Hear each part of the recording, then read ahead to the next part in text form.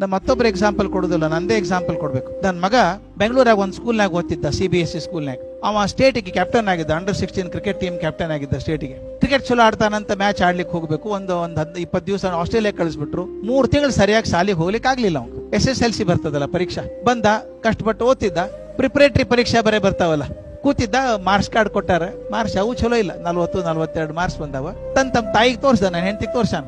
ಆಕೆ ಒಂದು ಏನು ಎಲ್ಲ ಮಾರ್ಕ್ಸ್ 40-42 ನಿಮ್ಮ ಅಪ್ಪರೇ ಪ್ರಿನ್ಸಿಪಾಲ್, ನೀ ಹಿಂಗಿದ್ಯಲ್ಲೋ ಅಂತ ಅಂದಿರ್ಬೇಕು. ನಾ ಸಾಯಂಕಾಲ ಮನೆಗೆ ಹೋದ್ಮೇಲೆ ಊಟ ಮಾಡಿ ಕೂತೀನಿ, ನನ್ನ ಕಣ್ಣಂಚು ಯಾರೋ ನಿಂತಂಗ್ ಕಾಣಿಸ್ತು.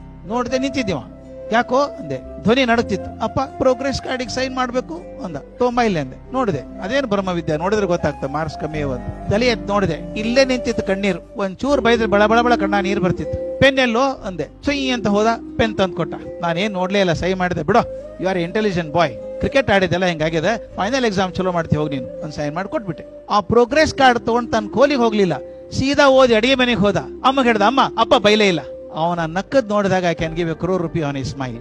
ಆಮೇಲೆ ಮುಂದೆ ಅವ ಇಂಗ್ಲೆಂಡ್ಗೆ ಹೋದ, MS ಮಾಡ್ಲಿಕ್ಕೆ ಹೋದ. ಅಲ್ಲಿ ಗೋಲ್ಡ್ ಮೆಡಲ್ ಬಂತು. ನಾನು ಒಂದು ಮೇಲ್ ಕಳಿಸಾನ, ಕಾಯ್ದಿಟ್ಕೊಂಡು ನಿನ್ನ ಅದನ್ನು. ಅವ್ನು ಬರೀತಾನೆ, ಅಪ್ಪ I don't know whether you realise, ನಾನು ಬೈಲಾರ್ದ ಪ್ರೋಗ್ರೆಸ್ ಕಾರ್ಡ್ ಸೈನ್ ಮಾಡಿದಲ್ಲ, ಅವತ್ತೇ ನನ್ನ ಜೀವನದ ದೊಡ್ಡ ತಿರು ಬಂತು, ಶಿಕ್ಷಣಕ್ಕೆ ತಿರು ಬಂತು. ದೆನ್ ಐ ರಿಯಲೈಸ್, ಅವ್ನು ಬರೀತಾನೆ, I realise that my father would stand by me when I fail.